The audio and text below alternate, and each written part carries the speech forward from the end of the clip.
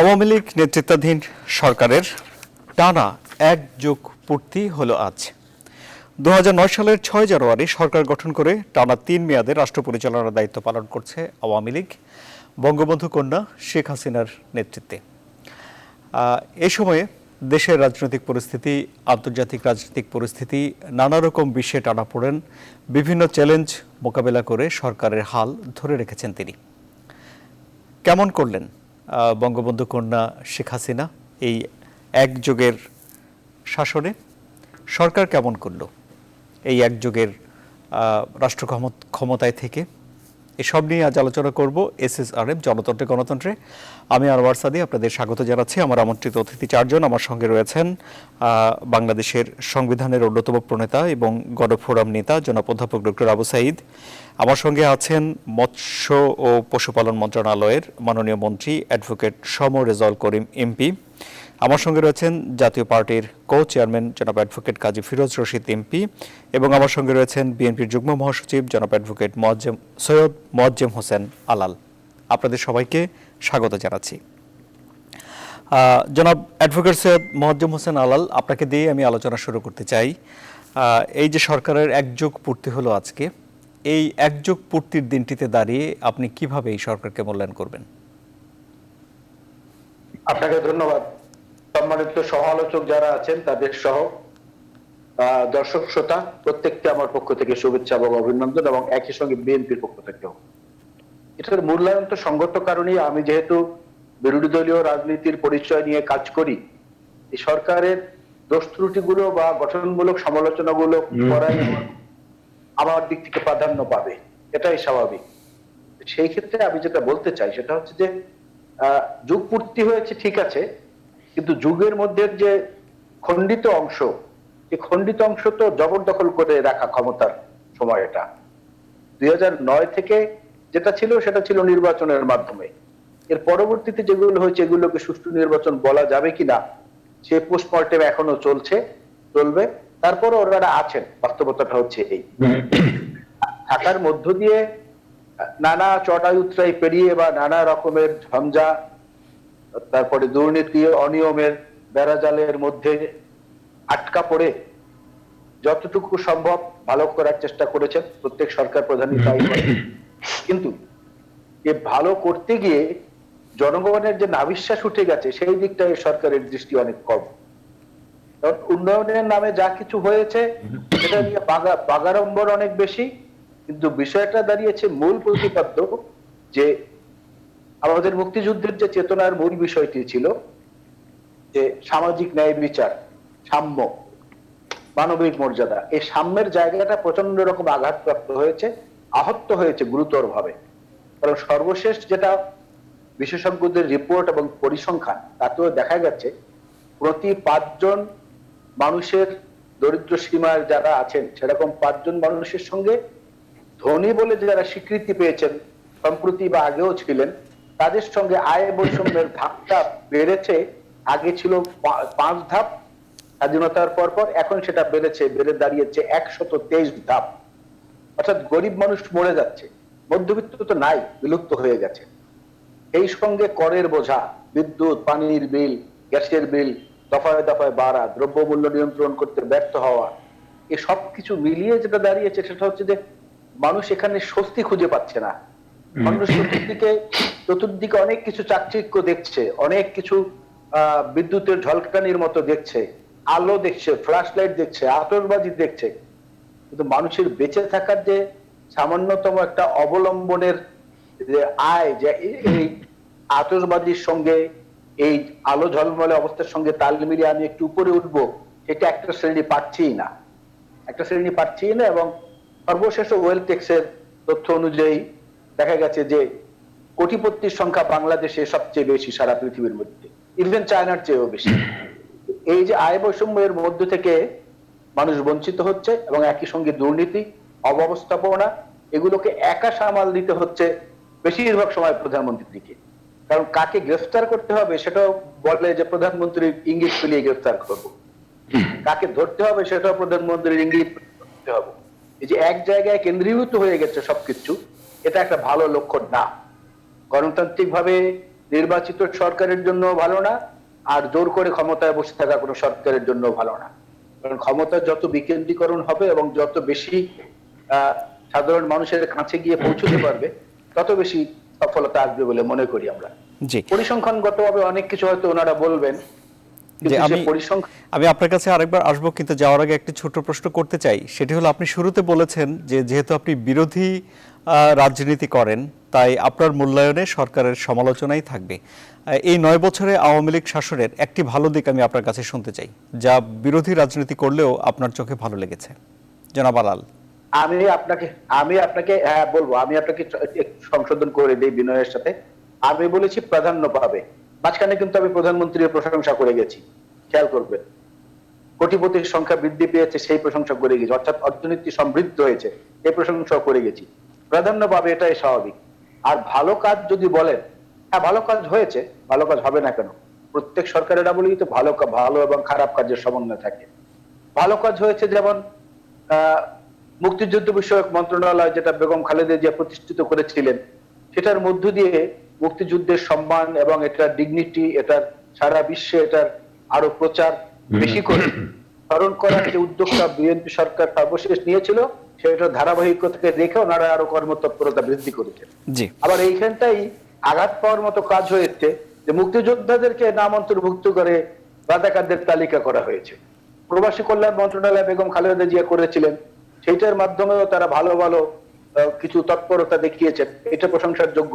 বেগম খালেদা জিয়া নারী শিক্ষাকে বাধ্যতামূলক করেছিলেন, ইনসেনটিভ দিয়েছিলেন, সেই জায়গাটায় তারা আরো অগ্রগতি করেছেন, এটা ভালো লক্ষণ।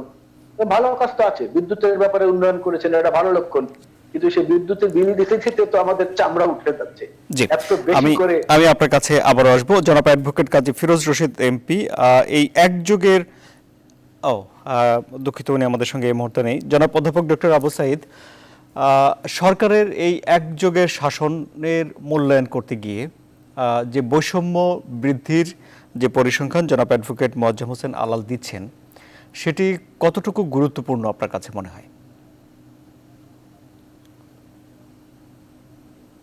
লোক আসলে বৈষম্য বেড়েছে, একথা কেউ অস্বীকার করবেন না। আমার অত্যন্ত সদ্য সময় রেজাউল সাহেব মন্ত্রী সাহেব, তিনি এটা অস্বীকার করবেন না এবং কেউ অস্বীকার করে না। এই যে বৈষম্য বেড়েছে, সেই ভাড়াটা কতখানি বেড়েছে, 1 নম্বর প্রশ্ন। 2 নম্বর প্রশ্ন হলো যে উন্নয়ন হয়েছে, হ্যাঁ উন্নয়ন হয়েছে, সে উন্নয়নটা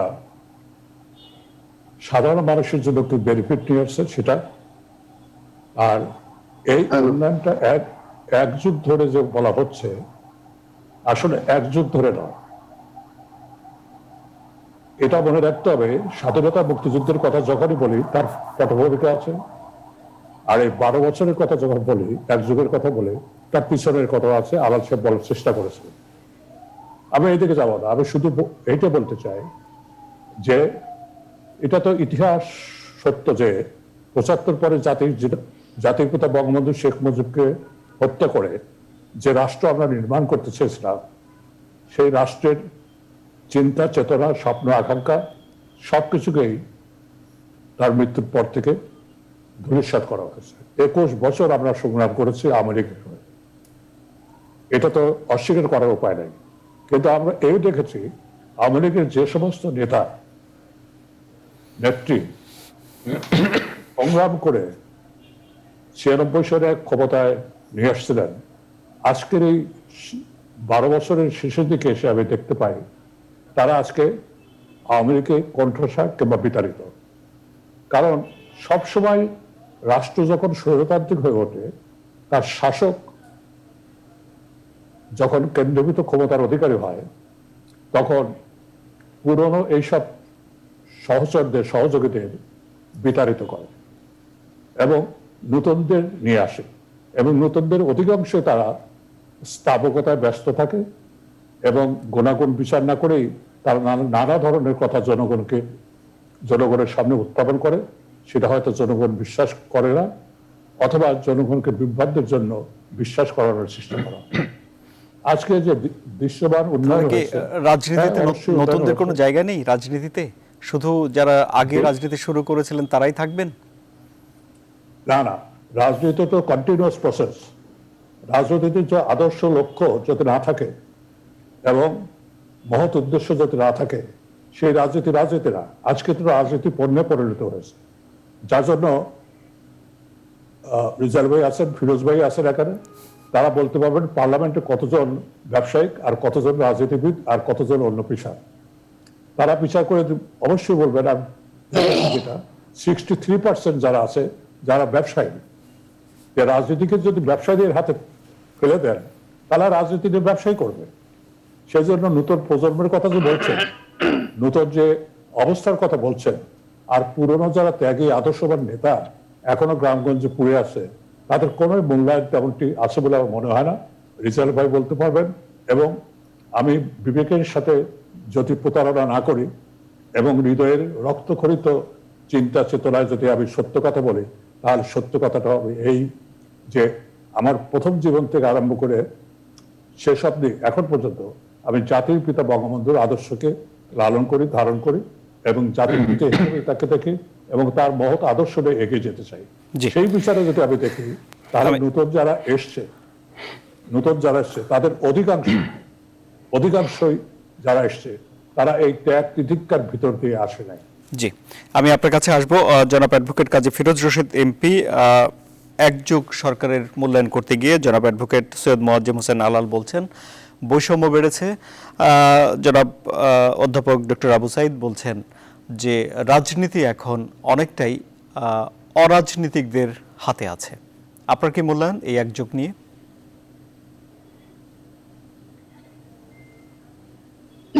আমি বলবো।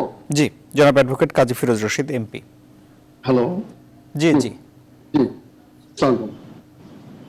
আমি সবাইকে অভিনন্দন জানাচ্ছি, বিশেষ করে আপনাদের চ্যানেলকে সাবজেক্ট আজকে এসেছেন।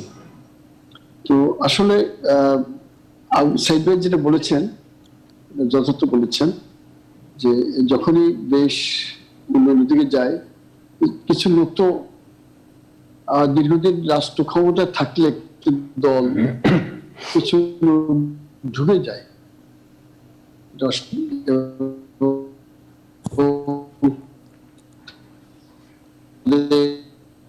তাদের বন্দনা টিকে থাকার উপযোগ্য হচ্ছে বন্দনা করা।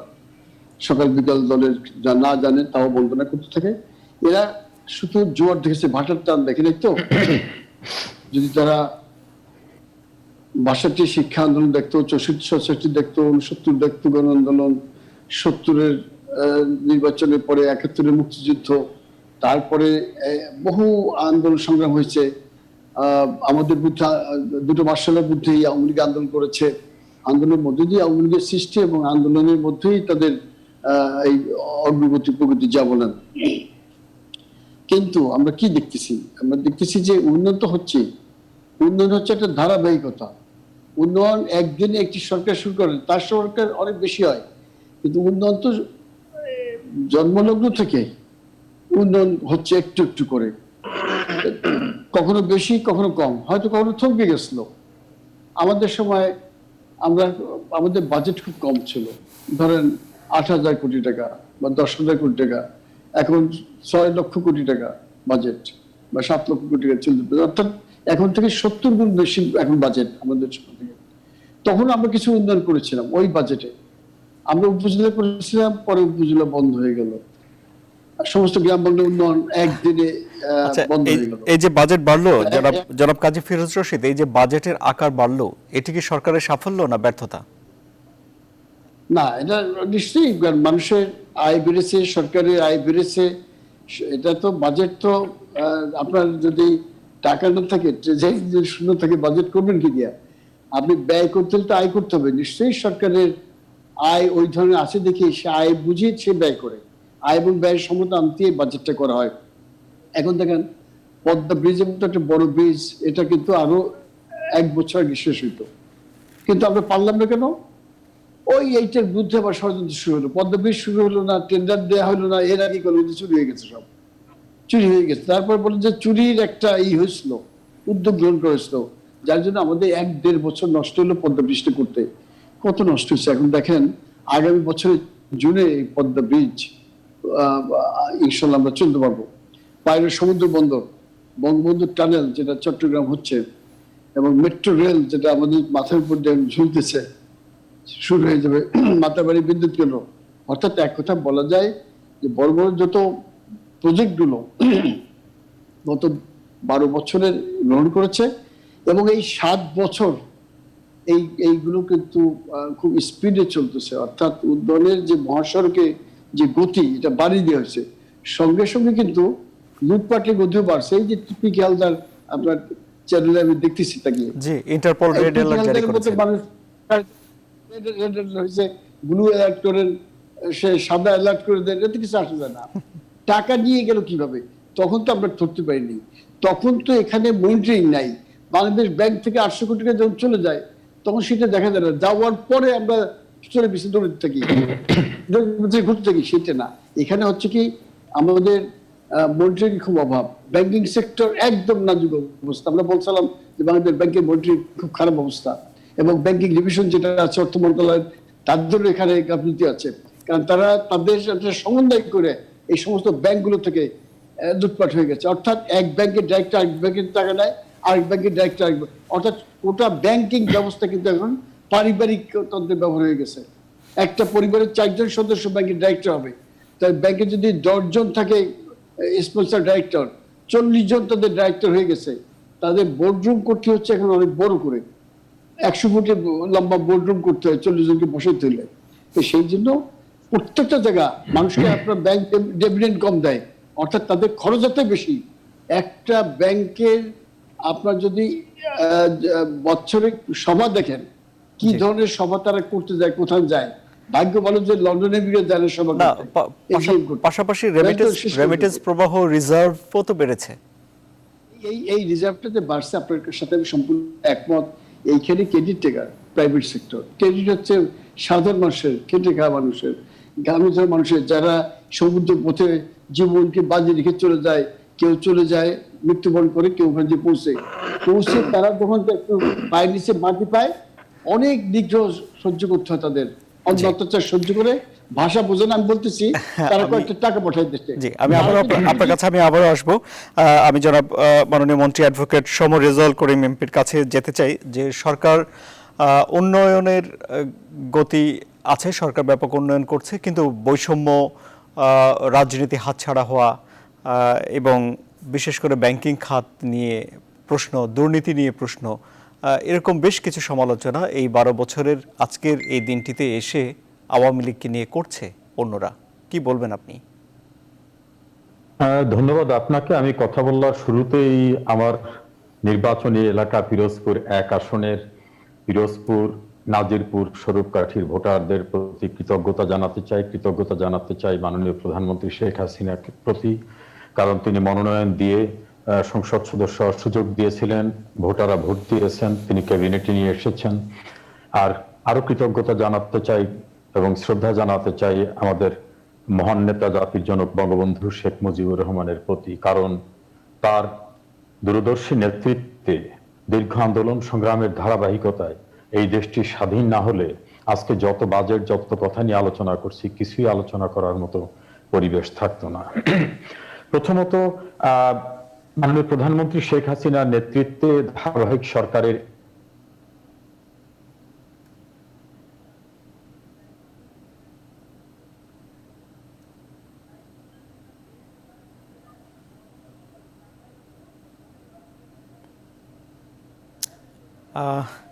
আপনাকে শুনতে পাচ্ছি না জনাব অ্যাডভোকেট সমর রেজাউল করিম।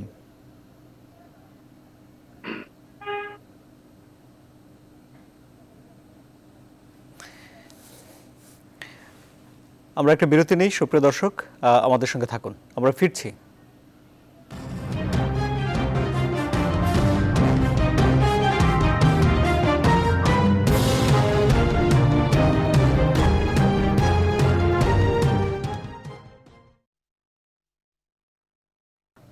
আবারও স্বাগত। আপনারা দেখছেন SSRM জনতন্ত্র গণতন্ত্র। জনাব অ্যাডভোকেট শোভা রেজাউল করিম এমপি, আপনার কথা শেষ হয়নি, আপনি নিশ্চয়ই আমাকে এখন শুনতে পাচ্ছেন? যে আমি বলছিলাম যে আমাদের মাননীয় প্রধানমন্ত্রী শেখ হাসিনা নেতৃত্বাধীন সরকারের এক নাগাড়ে দায়িত্ব পালনের এক যুগ পূর্তি, এই সময় দাঁড়িয়ে বাংলাদেশের পিছনের দিকে যদি আমরা তাকাই, যেটা সমৃদ্ধি এবং উন্নয়নের কথা, সেই জায়গায় দেখতে গেলে বর্তমানে বাংলাদেশের মাথা পিছু আয় $2064। এটা কল্পনাতীত বিষয় ছিল। বৈদেশিক মুদ্রা রিজার্ভ এখন $42 বিলিয়ন।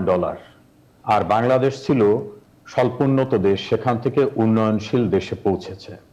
তারপর আমি যদি ছোট ছোট করে কয়েকটা বিষয় বলি, ধরুন বাংলাদেশটা কি অবস্থায় ছিল। আমাদের মোয়াজ্জেম হোসেন আলাল ভাই বলছেন যে দারিদ্র্যের কথা বলছেন। মাননীয় প্রধানমন্ত্রী যখন ক্ষমতা গ্রহণ করেন তখন দারিদ্র্যের হার ছিল 40%। সেখান থেকে উত্তরণ হয়ে কিন্তু এখন 21%। আমি সর্বশেষ স্ট্যাটিস্টিক্স দিচ্ছি, এটা সরকারের নয়, এটা বাংলাদেশের অর্থনীতির সবচেয়ে গবেষণা বড় প্রতিষ্ঠানগুলি। বাংলাদেশ যে উন্নয়নের জায়গায় গিয়েছে, সেখান থেকে 2035 সালে বিশ্বের 21তম উন্নত অর্থনৈতিক দেশে পরিণত হবে, পৌঁছে যাবে বাংলাদেশ। বাংলাদেশের যে ডেভেলপমেন্ট, এটা আপনারা যদি দেখেন যে 68 বছরের একটি ভয়াবহ ছিটমহল সমস্যা ছিল, সেটার সমাধান হয়েছে।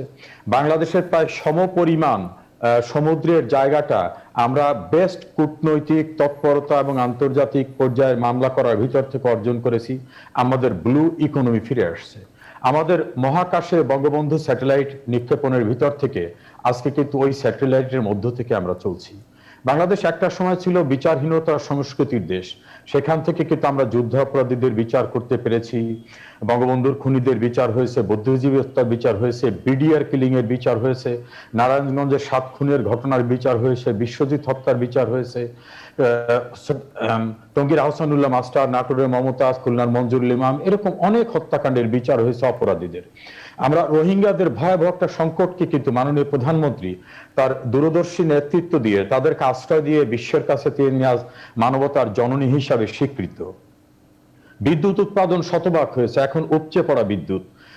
বাংলাদেশের একটা মানুষ গৃহহীন থাকবে না, সেই কর্মসূচি আমরা নিয়েছি, এবং এই মুজিব জন্ম শতবার্ষিকীতে একটা মানুষ বাংলাদেশে কোথাও থাকবে না। আজকে সবচেয়ে উন্নয়নের যে দৃশ্যটা, যেটা আলাল ভাই, আমাদের আবু সাইদ ভাই, ফিরোজ ভাই, আমি 3-4জনে আমরা ভোগ করছি। একসময় বলা হতো ডিজিটাল টিকেটে দেখে না খায়, ব্যঙ্গ বিদ্রুপ করা হতো। সেই ডিজিটাল ব্যবস্থা, মাননীয় প্রধানমন্ত্রীর কনসেপ্ট, আজকে কত বাস্তবতা আমরা বাসায় বসে আপনার টক শোতে অ্যাটেন্ড করতে পেরেছি। অর্থনীতির স্তর বিবেচনায় পাকিস্তান এবং ভারতের চেয়ে উন্নত অবস্থানে আসছি। সামাজিক সূচকের জায়গায় যদি বলেন, সেই জায়গায় আমরা এমন একটি জায়গায় পৌঁছেছি যে আজকে আমরা উন্নয়নে একটা বিস্ময়কর জায়গায় পৌঁছেছি। এটা হয়েছে, সম্ভব হয়েছে অনন্য উচ্চতায় পৌঁছানো একজন রাষ্ট্রনায়ক শেখ হাসিনার দূরদর্শী নেতৃত্বে। এখন কিছু কিছু সমস্যা তো আছে, আমি কিন্তু বলি না যে অনিয়ম চলছে না, দুর্নীতি হচ্ছে না, এগুলো একবার বলবো না, হচ্ছে। কিন্তু অতীতে দুর্নীতি হয়েছিল, দুর্নীতিবাজদের ধরা হচ্ছিল না। এখন কিন্তু প্রতিদিন আপনার টেলিভিশনে স্ক্রল থেকে শুরু করে সব টেলিভিশনে পত্র পত্রিকায় দেখা যাবে, একটার পর একটা যেখানে হচ্ছে, যেখানে দুর্নীতি হচ্ছে, সেগুলো ধরা হচ্ছে।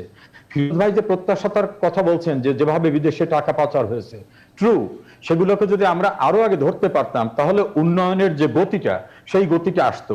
আপনি দেখেন 2017 এবং 2018-তে আমাদের বাজেট ছিল কিন্তু 4,218,কোটি।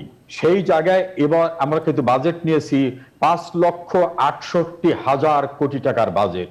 বাংলাদেশে এত বড় বাজেট নেওয়া স্বপ্নের কথা অনেকে ভাবেন নাই। নিজের টাকায় পদ্মা সেতুর মতো সেতু করা, বাংলাদেশের টানেল তৈরি করা, ইনফ্রাস্ট্রাকচার ডেভেলপমেন্ট করা, বিভিন্নভাবে বাংলাদেশ যেখানে এগিয়ে গেছে, এইটা হচ্ছে বাংলাদেশের প্রবৃদ্ধির উন্নয়নের জায়গা। আজকে গ্রামের শেষ প্রান্ত কিন্তু একটা মানুষ বিদ্যুৎ পাচ্ছে, কিন্তু একটা সময় তো বলা হতো যে বিদ্যুৎ এসেছিল, মানে বিদ্যুৎ আসা এবং যাওয়ার তরঙ্গের ভিতর থেকে শেষ হয়ে যেত। এমনকি অনেক টেলিভিশনও কিন্তু সবসময় তাদের জেনারেটর অন্য কিছু রাখতে হতো। আজকে দেখেন, তথ্যের বিকাশের কথা যদি আমি বলি, সর্বোচ্চ পরিমাণ টেলিভিশনের লাইসেন্স দেওয়া হয়েছে, পত্রিকার লাইসেন্স দেওয়া হয়েছে। করোনাকালীন সময় 6টি প্রাকৃতিক দুর্যোগ, আমি বলি বুলবুল, আমফান, ঝড়, বন্যা, বৃষ্টি এবং চূড়ান্তভাবে কোভিড-19, এই জাতীয় 6টি প্রাকৃতিক ভয়াবহ অবস্থা মোকাবেলা করেও কিন্তু বাংলাদেশে একজন মানুষ না খেয়ে কোথাও মরেনি, এবং কোভিড ব্যবস্থাপনায় বিশ্বের কাছে আমরা 20তম অবস্থানে এবং এশিয়ার ভিতরে আমরা শ্রেষ্ঠ স্থানে পৌঁছেছি। এই যে গুড ম্যানেজমেন্ট, এই ম্যানেজমেন্টটার যে ম্যানেজারিয়াল ক্যাপাসিটিটা, সেই ক্যাপাসিটিটা মাননীয় প্রধানমন্ত্রী শেখ হাসিনা, এই জন্য আমি সংক্ষেপে প্রায় বলি যে বঙ্গবন্ধু দিয়েছেন স্বাধীন বাংলাদেশ আর শেখ হাসিনা দিয়েছেন সমৃদ্ধ বাংলাদেশ। ত্রুটি বিচ্যুতি আছে, রাজনীতির স্থিতিশীলতা আসছে। ধরেন একটা সময় পার্লামেন্টে কাদা ছোড়াছুড়ি হতো, জঘন্য ভাষায় গালিগালাজ করাকরি হতো, অপ্রয়োজনে ওয়াকআউট হতো। আজকে কিন্তু পার্লামেন্টে ওই জাতীয় সংস্কৃতিটা নাই। পার্লামেন্ট তার কনস্ট্রাকটিভ হতে চলছে। তারপর গণতান্ত্রিক প্রক্রিয়া ব্যাহত হওয়ার উপক্রম হয়েছিল। 2014 সালে বিএনপি যখন বলল তার জোট নিয়ে যে আমরা নির্বাচনকে প্রতিহত করব, সেই প্রতিহত করার কর্মসূচির ভিতর থেকে যে ভয়াবহ পরিস্থিতি হয়েছিল সেটা আর ব্যাখ্যা করলাম না। এই পরিস্থিতিতে জনাব সমর বাংলাদেশে- রেজাউল করিম, আমি আপনাকে একটা প্রশ্ন করি। আমি এটি জনাব সৈয়দ মোয়াজ্জেম হোসেন আলালকেও একই রকমের প্রশ্ন করেছিলাম। সরকারের একটি ব্যর্থতা এই গত এক যুগের শাসনে আপনার কাছে কি মনে হয় আছে? একটি ব্যর্থতা শুনতে চাই। অবশ্যই অবশ্যই আছে। আমরা পরিপূর্ণ সুশাসন সুপ্রতিষ্ঠিত করতে পারিনি। এটা আমার মনে হয় সরকারের যদি সাফল্যহীনতার কথা বলেন, আমি ব্যর্থতা বলবো না, সর্বোচ্চ চেষ্টা করা হচ্ছে। আমার মনে হয় যে পরিপূর্ণ সুশাসনকে আমরা সুপ্রতিষ্ঠিত এখনো করতে পারিনি। জি, আপনাকে অনেক ধন্যবাদ। আমি জনাব অ্যাডভোকেট মোয়াজ্জেম হোসেন আলাল, আপনার কাছে আমি আবারও আসতে চাই। এই যে একযোগে জনাব অ্যাডভোকেট সমর রেজাউল করিম তিনি স্বীকার করছেন যে পরিপূর্ণভাবে সুশাসন প্রতিষ্ঠা করতে পারেনি এই সরকার, কিন্তু বিরোধী দল হিসাবে বিরোধী দল সরকারকে দেশ পরিচালনায় সহায়তা করবে, এটি তাত্ত্বিকভাবে রাজনীতিতে বলা হয়। কিন্তু সেই সহযোগিতা কি এই গত এক যুগে আওয়ামী লীগ বিরোধী রাজনৈতিক দল হিসেবে বিএনপির কাছ থেকে পেয়েছে? তাত্ত্বিকভাবে তো হ্যাঁ, তাত্ত্বিকভাবে তো অনেক কথাই রেজাউল ভাই একটু আগে বলে গেছেন, তারপরে অন্য ভাইদের মধ্যেও দু একজনে বলেছেন। যেমন এই যে ফরেন রিজার্ভের বর্তমান যে রেকর্ড ব্রেকটা, এই রেকর্ড ব্রেকটা কেন হয়েছে? মূল কারণ তো 4টি। একটা হলো প্রবাসী আয় যারা আছেন এই করোনার আপৎকালীন সময় তারা প্রপার চ্যানেলে টাকাগুলো পাঠাচ্ছেন। আর একটা হচ্ছে বিদেশি ঋণের যে টাকাটা পাওয়া যায়, এই টাকাটা অনতিবিলম্বে আগের মতো আর ব্যয় করা যায় না করোনার নানামুখী সংকটের কারণে। 3 হচ্ছে আমদানি খরচ বড় মাপে কমে গেছে। আর 4 নম্বর হচ্ছে কমার্শিয়াল ব্যাংকগুলোর থেকে বাংলাদেশ ব্যাংক ডলার ক্রয় করছে, এই জন্য রেকর্ড পরিমাণ দেখা যাচ্ছে। এখন আপনি যদি বেগম খালেদা জিয়ার আমল দেখেন, গোল্ডম্যান স্যাক্স বলেছিল যে প্রবৃদ্ধি 8%-এর বেশি ছাড়িয়ে গেছে, এবং তখন ওয়ার্ল্ড ইকোনমিক ফোরাম বলেছিল যে বাংলাদেশ হচ্ছে এশিয়ার ইমার্জিং টাইগার, এবং বেগম খালেদা জিয়াকে নিয়ে টাইম ম্যাগাজিন প্রচ্ছদ কাহিনী করেছিল। এরপর এরশাদের সময়ও কিন্তু উন্নয়ন কাজ অনেক কিছু হয়েছে। সুতরাং এটা একদিনে হঠাৎ করে হয়ে গেছে এমনটা না। তারপরে আমি যেটা বলতে চাই সেটা হচ্ছে যে হ্যাঁ, আপনি যেটা বলেছেন সহযোগিতার কথা তো আমরা বলেছি। 2009-এর এই আওয়ামী লীগ প্রথম যখন আসলো 1/11-এর পরে নির্বাচনের মধ্য দিয়ে, তখন তো আমরা বলেছি যে হ্যাঁ, আমরা সরকারের এমনকি দলীয় এজেন্ডা বাস্তবায়নের জন্য সহযোগিতা করতে প্রস্তুত আছি। এবং খালেদা জিয়া বলেছেন, পার্লামেন্টের রেকর্ডে আছে। কিন্তু তুচ্ছ তাচ্ছিল্য করা হয়েছে আমাদেরকে, যেটাই বলেছি আমরা সেটাকেই কোনো গুরুত্ব দেওয়া হয়নি, এবং নানাভাবে সেগুলোকে তুচ্ছ তাচ্ছিল্য করে পাশ কাটানো হয়েছে। আপনি তো সহযোগিতাটা তখনই করতে পারবেন যখন আপনার কথার কোনো গুরুত্ব থাকবে। স্টেক হোল্ডারদেরকে নিয়ে নির্বাচন কমিশন যে সিদ্ধান্তগুলো নিল, একজন এসটি ইমাম সাহেব গিয়ে কথা বলার পরে সে সকল সিদ্ধান্ত পরিবর্তিত হয়ে যায়। সহযোগিতাটা আমরা করবো কিভাবে? পিটিয়ে মেরে ফেলবে। তারপরে একটা রাজনৈতিক দলের যদি এই 12 বছরের মাথায় এসে আসামির সংখ্যা থাকে 36 লক্ষ, মামলার সংখ্যা থাকে 1 লক্ষের উপরে, তাহলে সেই জায়গাটায় কত আর গুম খুন যে পরিমাণ হয়েছে, এটা কি স্বাধীনতার পরে কোন সরকারের আমলে হয়েছে? বিএনপি শাসনামলেও অনেক রকমের ব্যর্থতা ছিল, অনেক রকমের অনিয়ম ছিল, কিন্তু এইরকম বিশাল পরিমাণে কি কখনো ছিল আপনি দেখেছেন? আর পররাষ্ট্র নীতির কথা যেটা বললেন, এই পররাষ্ট্র নীতির ক্ষেত্রে অনেক জায়গায় ব্যর্থতা বর্তমান সরকারের আছে। পররাষ্ট্র নীতিতে সফল হওয়া যদি তোষামোদি বুঝায়, কাউকে অতিরিক্ত সুযোগ সুবিধা দিয়ে সেটা আবার বড়াই করে বলা যা দিয়েছি জীবনে কোনোদিন ভুলবে না, এটা পররাষ্ট্র নীতির কোনো বিষয় না। আপনি দেখেন এখন পর্যন্ত চায়না ভেটো দিচ্ছে মিয়ানমারের পক্ষে আমাদের যে প্রস্তাব, সেটা জাতিসংঘের সাধারণ পরিষদের অধিবেশনে। এখন পর্যন্ত ভারত ভোটদানে নীরবতা পালন করছে। তাহলে ভারতের সঙ্গে নাকি আমাদের রক্তের সম্পর্ক, এমনটা আমরা দাবি করি। ব্লু ইকোনমি বলেন বা এগুলো বলেন, এগুলোর প্রভাব বা সুফল পাওয়াটা ওই সাধারণ মানুষের লেভেল পর্যন্ত বহু বছরের দীর্ঘকালের একটা প্রক্রিয়ার বিষয়।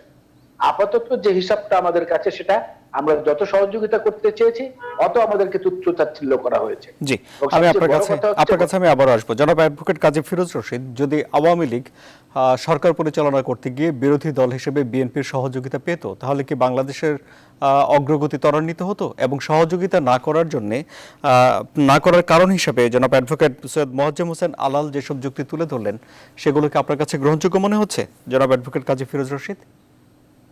ধন্যবাদ। আসলে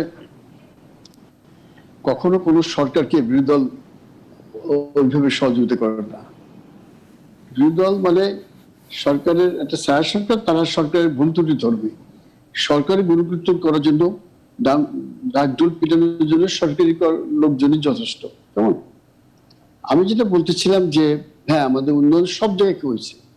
উন্নয়ন হচ্ছে একটা ধারাবাহিকতা। সমস্ত সরকারের আমলে উন্নয়নটা করতে করতে করতে করতে একটা পর্যায়ে এটা বেশি পায়, গতি পায়। কেমন? আপনার যখন একটা বিল্ডিং প্রথম কনস্ট্রাকশন শুরু করেন, চোখে পড়ে না, কিন্তু করতে করতে যখন উপরে যাবেন তখনও চোখে পড়ে। যখন এটাকে ফিনিশিং করবেন তখন মানুষের চোখে পড়ে যে এটা বিল্ডিংটা শেষ হয়ে যাচ্ছে। এই যে $2064 মাথাপিছু ইনকাম, এটা বৈষম্য। কেন? একটা রিক্সাওয়ালার কিন্তু এটা ইনকাম না। এখন আমি কারোর নাম বলবো না, বড় বড় রাঘব বোয়াল যাদের আমরা এখানে সবাই চিনি, আপনি সহ এই 4 জন সবাই চিনি, তাদের মাথা পিছু ইনকাম আর ওই রিক্সাওয়ালার মাথা পিছু ইনকাম, এই সবার সমন্বয় করে হলো টোটাল হচ্ছে $2064।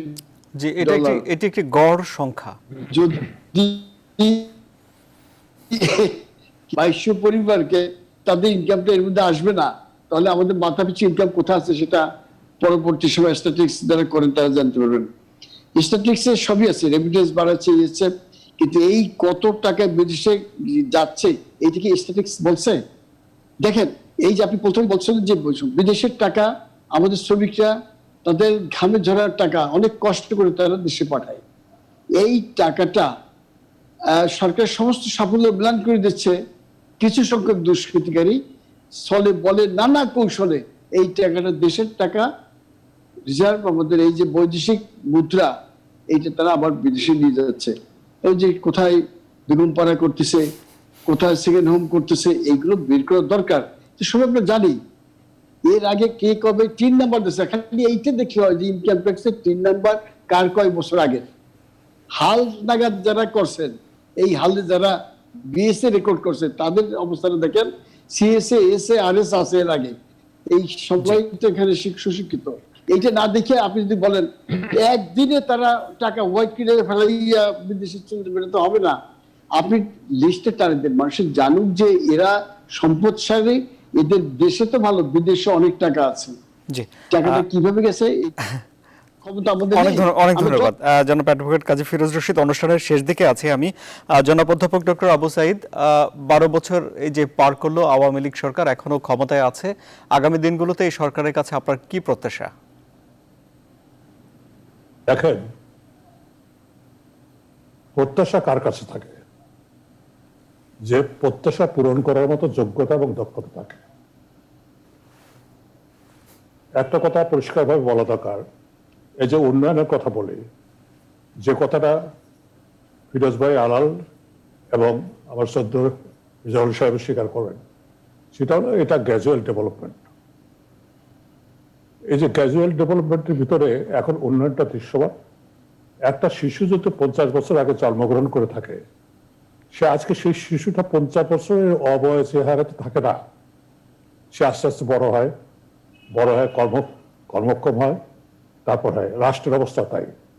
সেই জন্য এই ডেভেলপমেন্টগুলোর সাথে আরেকটা প্রশ্ন চলে আসে, যে টাকাগুলো বিদেশে পাচার হয়েছে, বিদেশে লুটপাট করে নিয়ে যাওয়া হচ্ছে, সেই টাকার পরিমাণ যদি দেশে, সেই টাকা যদি সুষ্ঠুভাবে দেশে ব্যয় হতো, তাহলে ডেভেলপমেন্টটা কি হতো? তাহলে এই দুর্নীতির এই চক্রকে এই সরকার কেন ধরতে পারছে না, অথবা ধরলেও তাদের যথাযথ আইনের আওতায় এনে শাস্তি প্রদান করতে পারছে না, এটা তাদের একটা ব্যর্থতা, এই উন্নয়নের ভিতরে বড় ব্যর্থতা। আর দুটো কথা বলে আমি শেষ করবো, আমি জানি সময় নাই। জি, সময় খুব এই কম। সরকারের সমস্ত উন্নয়নের ভিতরে তিনটে শুধু বাক্য বলবো। একটা হলো যে রাজনীতিবিদদের উপরে ভরসা কম বলেই আজকে প্রজাতন্ত্রের কর্মচারীদের রাষ্ট্রের প্রভু বানানো হয়েছে, জনগণকে কৃতদাস বানানো হয়েছে। এই একটা কলঙ্কজনক অধ্যায় থাকবে। আর একটা থাকবে হলো বৈষম্যের যে বিরাটের কথা ফিরোজ ভাই বললেন, তার সাথে আমি একমত হয়ে বলি, এই বৈষম্য জাতি বিভাজনের ক্ষেত্রে যে ক্ষত সৃষ্টি করেছে, এটা ভবিষ্যতের পরিণতিকে দাঁড়াবে, রাষ্ট্রকে অকার্যকর হয়ে যাবে সক্রেটিস ভাষায়, সেটা ভেবে থাকা দরকার। আর 3 নম্বর বলবো, মানুষের মূল মৌলিক অধিকার হলো ভোটাধিকার। সুশাসনের কথা রিজার্ভ ভাই বলেছেন যে সুশাসনের অভাব আছে। সুশাসনের অভাব থাকবেই তো, যেখানে জবাবদিহিতা নাই সেখানে সুশাসন থাকে না। এই জবাবদিহিতার একটা অবস্থা আজকে বাংলাদেশে নাই, জবাবদিহিতার মতো নাই, কারণ জনগণ জবাবদিহিতার। আমি বুঝতে পেরেছি। আমি এক বাক্যে আপনার কাছে একটি প্রশ্নের জবাব জানতে চাই, সেটি হলো যে এই 12 বছরে আওয়ামী লীগ সরকারের ঈর্ষণীয় সাফল্য, অর্থাৎ রাজনৈতিক কর্মী হিসেবে আপনি ঈর্ষা করেন এমন কোনো সাফল্য আপনার চোখে পড়ে কিনা? দেখেন, এখানে কয়েকটা বিষয়, বস্তুগত কতগুলো দিক আছে, আদর্শিক দিক আছে। বস্তুগত দিকে যে উন্নয়ন হয়েছে এটা সবাই বলবে যে হ্যাঁ, এটা দৃশ্যমান হয়েছে। আর আদর্শগত যে দিক আছে, অনেক ধন্যবাদ। আমি আপনার জবাব বুঝতে পেরেছি। জনাব অ্যাডভোকেট সৌম্য রেজাউল করিম, অনুষ্ঠানের একদম শেষ দিকে আছি আমি। জনাব সৈয়দ মোয়াজ্জেম হোসেন আলালের বেশ কিছু অভিযোগ আছে, সবকিছু মিলিয়ে আপনার শেষ কথাগুলো আমি শুনতে চাই। দেখুন, গুড ম্যানেজারিয়াল ক্যাপাসিটি না থাকলে বলেন যে সম্পদ দেশে আছে। বঙ্গবন্ধু কন্যা কিন্তু 2% প্রণোদনা দেওয়ার কারণেই কিন্তু ডাইরেক্ট সোর্স থেকে টাকাটা বাংলাদেশে আসে। আর অনেক ক্ষেত্রে বলছেন যে এটা গ্রাজুয়ালি হয়, গ্রাজুয়ালি তো অতীতেও তো এই টাকা ছিল। বঙ্গবন্ধু কন্যা তো নতুন করে কোনো ট্যাক্স ইম্পোজ করেন নাই। তিনি সততার সঙ্গে নিষ্ঠার সঙ্গে দায়িত্ব পালন করার কারণেই কিন্তু মাতার বাড়ি গভীর সমুদ্র বন্দর করা সম্ভব হয়েছে, আজকে রূপপুর পারমাণবিক বিদ্যুৎ কেন্দ্র করা সম্ভব হয়েছে। অতীতেও তো সরকাররা ক্ষমতায় ছিলেন, তারা এগুলো করতে পারেন নাই কেন? আর এটা আমাদের আবু সাইদ ভাই একটা কথা বলছেন যে এটা কলঙ্কজনক অধ্যায় থাকবে। আমি বিনয়ের সঙ্গে বলবো, শেখ হাসিনা চিরদিন হয়তো থাকবেন না, কিন্তু তার আমল, তার সততা, তার নিষ্ঠা, তার দায়িত্বশীলতা, রাজনৈতিক বিচক্ষণতা, বাংলাদেশকে আমি একটু শেষ করি, যেখানে তিনি নিয়ে আসছেন ইতিহাসে শেখ হাসিনার আমল একটা স্বর্ণালী অধ্যায় হিসাবে বাংলাদেশের চিরকাল প্রেরণা যোগাবে। আর আদর্শের কথা বলছেন, শেখ হাসিনা আদর্শিক জায়গা থেকে কারুর সঙ্গে আপোষ করে স্বাধীনতা বিরোধীদের সঙ্গে আপোষ করেন নাই, প্রতিক্রিয়াশীলদের সঙ্গে আপোষ করেন নাই, দলের ভিতরে কেউ অন্যায় করলে তাদের সঙ্গে আপোষ করেন নাই, দল থেকে বহিষ্কার করা, দুর্নীতির মামলায় দেওয়া সহ করেছেন। বরং মহানুভবতা দেখাবার ক্ষেত্রে শেখ হাসিনা যে দৃষ্টান্ত স্থাপন করতে পেরেছেন, আমার মনে হয় সেই জায়গার কাছাকাছিও অনেকে কোনোদিন পৌঁছাতে পারবে বলে আমার মনে হয় না। জি, আর এরই সঙ্গে আমরা আমাদের আজকের মতো SSRM জনতন্ত্র গণতন্ত্র শেষ করছি। তবে তার আগে এই যে 12 বছর এক যুগ পূর্তি করলো আওয়ামী লীগ সরকার, এই সরকারে যারা নীতি নির্ধারক আছেন তাদের কাছে অনুরোধ থাকবে, এদেশে যারা সাধারণ খেটে খাওয়া মানুষ আছে, বিশেষ করে কোভিড মহামারীর কারণে এই সময়ে এসে যারা বেকায়দায় পড়েছেন, তাদের দিকে নীতি নির্ধারকরা নজর দিবেন এবং বাংলাদেশের মানুষকে সুখী সমৃদ্ধশালী একটি জায়গাতে রাখবেন। আরও খবর এবং বিশ্লেষণ জানতে আপনারা ভিজিট করুন www.news24bd.tv। সবাইকে অনুষ্ঠান দেখার জন্য অনেক ধন্যবাদ।